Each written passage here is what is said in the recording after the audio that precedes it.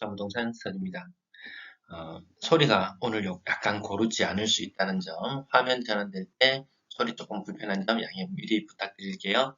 실거주 지금 아니면 못 산다. 실매도 지금 아니면 못 판다.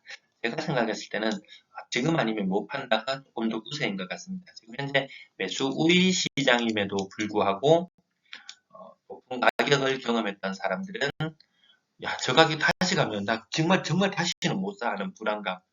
그래서 꼭 그런 시장, 뭐 매수 우위 시장, 매도 우위 시장 그걸 다 떠나서 매수자들의 마음이 늘 급해질 수밖에 없는 것 같습니다. 실거래 지수가 발표되었는데요. 부산은 하락률 광역시 중에서 1위, 전세 하락률은 대구에 이어서 2위 자리를 차지하고 있습니다. 대구는 30% 하락, 부산은 28% 하락. 키 맞추기 정도, 크게 의미를 둘 필요도 없는 숫자. 그렇다면 수도권은 엄청난 폭등을 하고 있는가? 아주 소수의 아파트들은 가격이 조금 오르는 건 맞는 것 같아요. 근데 전체적으로 봤을 때는 그렇게 화랑의 느낌은 들지 않습니다. 세종지도 한번 보세요. 0.3% 올랐다가 0.16% 올랐다가 오락가락합니다. 오락가락하고 있습니다.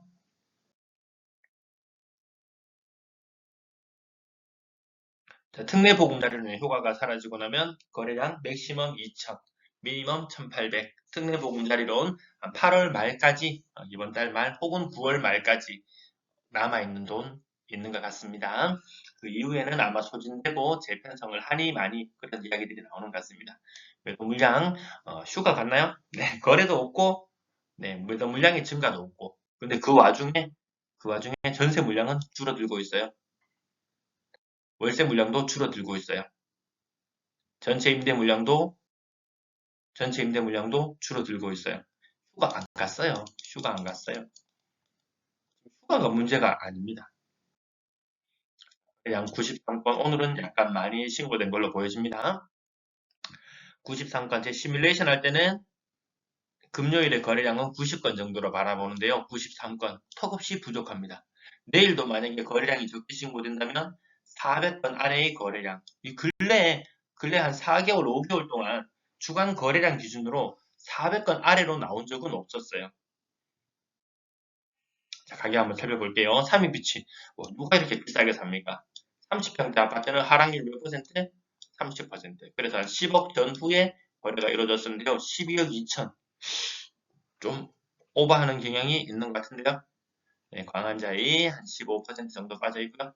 힐스테이트 이진 베이시티 아파트 39평형 가격 8억 1,800. 그리고 통계 내시는 분이 분양권에 가장 높았던 가격도 아마 기록해 놓으신다면 이거 상상도 못할. 이게 신고가가 아니더라. 누군가는 분명히 원 분양자는 신고가로 매도했을 수도 있어요.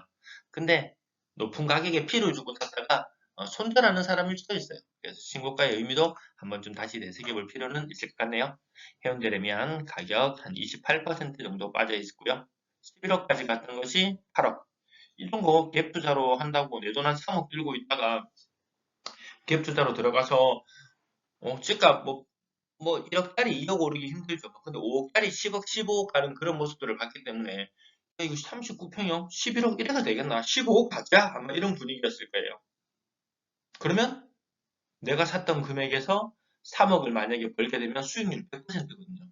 3억 자산가가 6억 자산가가 됩니다. 근데 자산시장은 항상 딸 수도 있다면 잃을 수도 있다는 것도 가정에 둬야 되겠죠. 3억을 딸 수 있는 기회라고 생각하고 들어갔는데 3억을 잃습니다. 3억 이거 웬만한 사람들은 이거 죽을 때까지 복구해야 되겠죠. 아마 그런 위험 부담도 있다는 것 아마 이번 자산 시장에서 경험하면서 무지성으로 가져야 할 때가 아니구나. 그리고 워낙 방송이나 이런 것에서 많이 떠들다 보니까 뭐 채권 같은 경우에 한국 채권 뭐 10년물, 20년물 거의 4%에 육박해 가고 있거든요. 이거 해놓으면 아파트 시장 폭등, 폭락 이런 거 크게 없으면은 내가 한 채 가지고 있다가 두 채, 세 채 사면 자꾸 세금 내라 그러잖아요. 지금 벌거치는 세수만 40조입니다. 점점 강력한 힘을 가진 대기업은 뭐 로비를 하건 뭘 하건 법인세 깎아주겠죠. 건설 시장도 아마 그렇게 막강한 힘을 가지고 있을 텐데 사람들이 별로 흥미를 못 느끼는 것 같아요.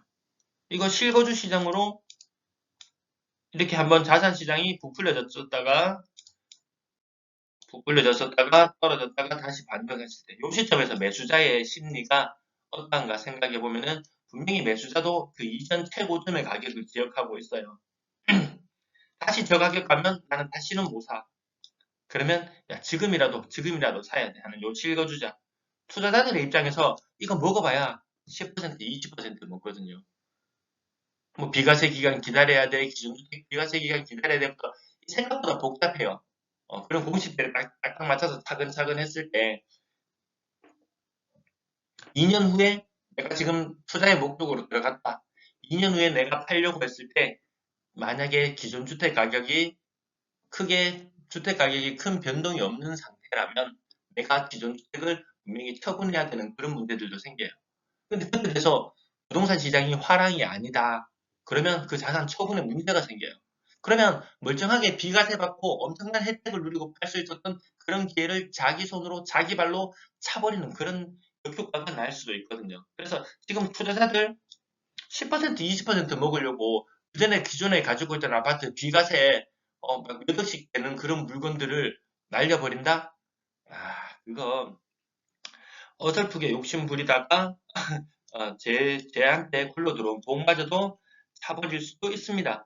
그래서 투자자들 입장에서 야, 멀쩡한 이 채권 시장 이런 것도 10년, 20년 안정적으로 4% 금리 이제 떨어질 일만 남았다. 그러면 이거 완전 호재잖아요. 그 말에 속아서 채권 시장에 들어가는 사람들도 지금 대학살을 당하고 있어요. 아파트 시장에 들어가는 사람들도 물렸다. 채권 시장에 들어가는 사람들도 물렸다. 주식 시장 일부 급등락을 거듭하고 있는 그런 종목들에 들어가는 사람들 중에서 아주 소수만 건재할 것이고 상당수는 그 등락을 이겨낼 수가 없어요. 개미들의 심리로는 그걸 이겨낼 수가 없어요. 차라리 그거 모르는 시절이 더 행복했다. 더 행복했다. 차라리 아무것도 모르고 그냥 뭐 자산 시장에서 뭐 인플레 때문에 뭐 해가지고 투자를 해야 되고 그런 말에 굳이 현혹되지 않아도 그 사는 데는 아무 지장이 없더라. 그거 안 하면 꼭 등신되는 것처럼 하지만 그렇지는 않더라. 내 집 한 채 챙기고 내 가족 잘 건사하고 그렇게 살아가도 뭐 사는데 아무 지장이 없더라는 거죠. 물론 자산 시장의 폭등이 한 번씩 일어날 때마다 마음이 많이 쓰라릴 수도 있어요. 근데 그마저도 신경 안 쓰고 사는 사람들도 있긴 있더라고요. 근데 거기에 많은 수는 휘둘릴 수밖에 없어요. 내가 휘둘리지 않으려면 현 상태를 정확하게 보고 진단을 내리고 내 자산 상태에 맞춰서 나의 부채가 이 정도면은 자산 시장 뭐 20% 30% 등락해도 나는 흔들리지 않고 살아갈 수 있겠다. 자신 있는 분들은 하시는 거고 아니면 지금 많이 떨어져 보인다고 해서 무리하게 진입할 필요도 없겠더라. 돌고 돌아서 기회는 계속해서 오더라. 네. 이 말이 30% 이거 하락하는 거죠. 자산 다 녹아내리는 사람들 생각보다 있습니다.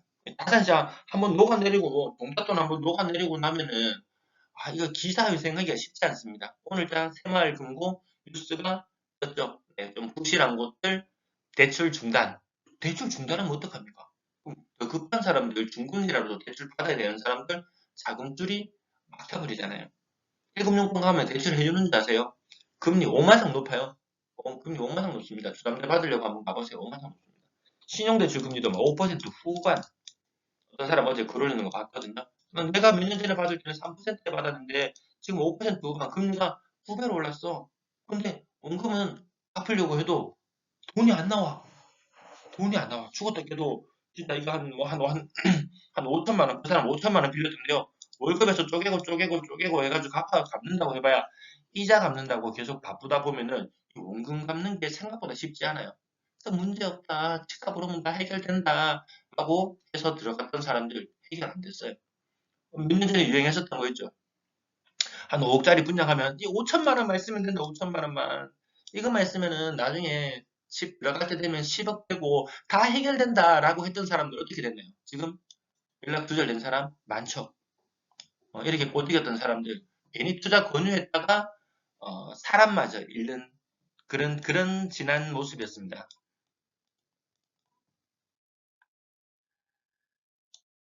동네 SK뷰 35% 정도 빠졌고요. 노보라빌 35% 정도. 연산자이 계속 저증거래 좀 많이 빠지는 모습 보여주네요. 30%. 경동 아파트 30% 신고가. 2020년 아파트예요.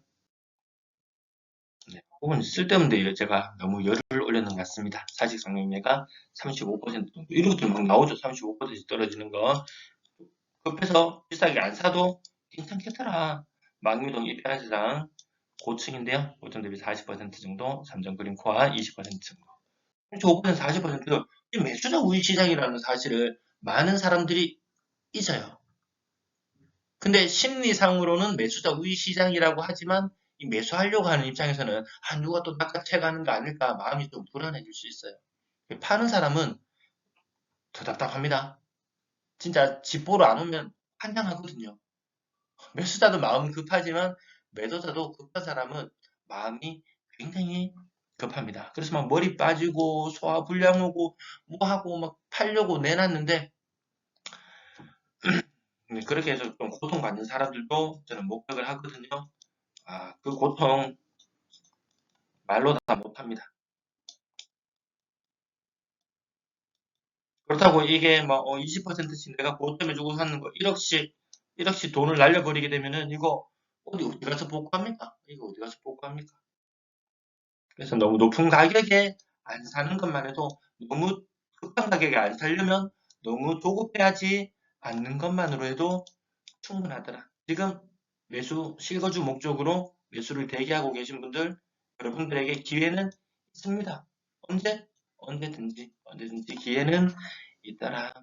그러면 지금 아파트 또 지금 유행하는 게 뭔가요? 아파트 시장도 지금 불안을 많이 조장해가지고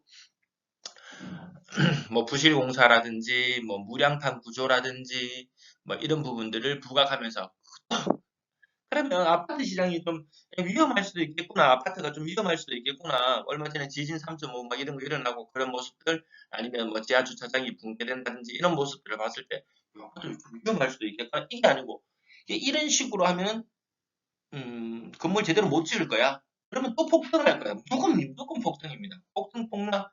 지금 이 가격에서 여러분들 가게에서 벌어들이는 그 소득 수준에서 집값이 2배, 3배 오른다? 그렇게 생각하십니까? 지금 가격에서 또 2배, 3배 오를 수 있다고 생각하십니까?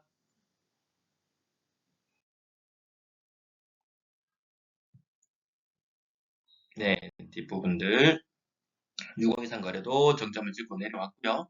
분양권 거래량 5건. 분양권 시장도 다 박스권, 모든 게 박스권, 모든 게 지루해서 제 영상을 시청하는 것마저도 지루해질 수도 있을 거예요. 전세 시장도 고만고만 안정. 다만 뭐 한 5억 9천이 3억 9천이 된다든지 5억 8천이 3억 6천이 된다든지 5억 9천이 4억 2천 6억 6천이 4억 5억짜리가 3억 5천 요 같은 일반적인 모습이죠. 아니면 4억짜리가 4억 5천이 3억 2천 이런 것들이 많이 나타나는 현상이에요. 뭐 역전세, 역월세 뭐 이런 거 부동산 시장에서 일어나고 있는 것, 뭐 임차권 등기부터 시작해서 이런 것들 언론에 잘 내보내지 않죠. 현실에서는 일어나고 있거든요. 6억에 세입자 받았다가 3억을 내줘야 되는 입장이에요. 이 갭 투자 지금 대학살 당하고 있습니다. 그건 누구예요? 20대, 30대 이 상당수의 갭 투자자들 결국 이거 나중에 또 부모 등골 브레이크 되는 거 아닌지 모르겠습니다. 한번 휘청하면은 일어서기가 너무 힘들더라. 네. 안타깝죠. 안타깝죠. 근데 그때 말린다고 누가 말 듣습니까? 뭐 콩깍지 씌이면은 이거 안 되거든요. 다만 너무 고점에 작아서 이런 사람들도 버티면 좋은 날 오겠지. 완전히 화려한 시절은 오지 않을 것 같아요. 완전히 과거처럼 화려한 시절은 오지 않을 것 같아요. 다만 빚의 무게 때문에 인생을 더 열심히 살게 되겠죠. 인생을 더 열심히 살게 되죠. 뭐 그로 인한 또, 또 이득이 있지 않겠습니까? 너무 또 자살할 필요도 없더라. 궁지에 몰린 사람들 너무 열심히 살더라. 야, 대학교 다닐 때 복학생들 징글징글했습니다. 복학생들 징글징글했어요. 왜? 편입생들. 편입하면서 복학했는 사람들. 왜 그렇게 열심히 삽니까? 인생 왜 그렇게 열심히 삽니까? 왜? 한번 미끄러져 버리니까, 미끄러져 버리고, 남들보다 2년, 4년, 막 이렇게 뒤처졌다는 느낌? 그 인간을 가장 강하게 만드는 게 뭡니까? 이 결핍이거든요, 결핍. 누군가는 결핍에 주저앉고, 누군가는 그 결핍을 극복하기 위해서 2배, 3배 열심히 살고, 예. 막 고통에 물린 사람들, 이런 각오로 극복해내야 되지 않을까 싶습니다. 네, 뒷부분들은 그 임대차 시장이 안정되어 있다라는 모습. 지금 시중금리 야금야금 오르죠. 새마을금고 금리도 많이 떨어졌던 것이 5% 수준까지 나왔었거든요. 근데 배신자가 하나씩 나왔어요. 야, 내 예금금리 5.1% 줄게. 이런 배신 이탈자가 하나 둘 나오기 시작했거든요. 그러더니 웬걸 또 이탈자가 나왔어요. 오늘자로 보니까 새마을금고 5.53%까지 줄게 하고 이탈자가 하나 둘 나오기 시작했어요. 예금금리가 높아진다는 말은 대출금리는 더 높아질 수도 있다. 누가 대출금리 꼭지 찍었다고 이제 집값 금리는 내릴 일만 남았고 집값은 오를 일만 남았다는 그 말 들은 지가 그 말을 시작한 지가 언젠데 그 말을 시작한 지가 벌써 반년이 더 넘었는데 웬걸 금리는 계속 오르고 있어요. 저는 미국이 어느 나라든 좀 작살 내놓고 자국으로 다시 돈을 좀 끌어들일 수 있는 그 순간까지 금리도 올려서 작살낸다. 어떤 사람은 미국 금리 막 6%, 7% 이야기까지 하는 사람들이 있어요. 누군가는 약한 고리가 하나 무너지고 또 위기 상황이 오고 결국에는 달러구나 이 이야기가 나올 때까지 비청비청할지도 모르겠어요. 미국 나날이 채권 금리가 계속 높아지고 있더라고요. 유가도 높아지고 인플레이션 겨울은 다가오고 여러분 심심하시면은 그 인베스팅에 많이 안 보셔도 돼요. 채권 파트, 환율 파트, 원자재 파트 여기만 보면 정말 다양한 의견들이 오고 갑니다. 한동안 조용했던 미국 채권 10년물, 30년물 이런 데 의견 게시판에 보면 채권 대학살 시기구나. 그럼 왜 채권 대학살이 일어났냐? 일반 사람들은 채권에 보통 관심도 별로 없었어요. 근데 언론에서 이제는 금리가 떨어질 일만 남았다. 채권 시장으로 가자. 라는 그 말에 현혹되어서 정점 찍고 내려가면은 그 수익률 짭짤하거든요. 또 짭짤해지려면 어떡합니까? 또 레버리지 쓰죠. 아파트 투자할 때처럼 또 레버리지 씁니다. 2배, 3배 레버리지 막 끌었었습니다. 그래서 지금 대학살이 일어났다고 이야기할 정도입니다. 약한 골이 우리나라 아직 터지지도 않았다. PF 부실 마치 모든 것이 해결될 것처럼 정부가 다 도와줄 것처럼 이야기했지만 해결되지 않았다. 새마을금고 정부에서 나서서 또 다 해결해 줄 것처럼 했지만 결국 오늘 뭐 했나요? 부실한 곳들 대출 중단. 극약 처방을 쓰면서 가는 거죠. 정부에서 뒷돈 다 대주지 않습니다. 하물며 여러분 개개인의 가게는 아무도 도와주지 않아요. 여러분 스스로 자구책을 마련해 나가야 될 것 같습니다. 엄청난 폭등 그런 말에 너무 흔들리지 않으셔도 괜찮지 않을까요? 시청 감사합니다.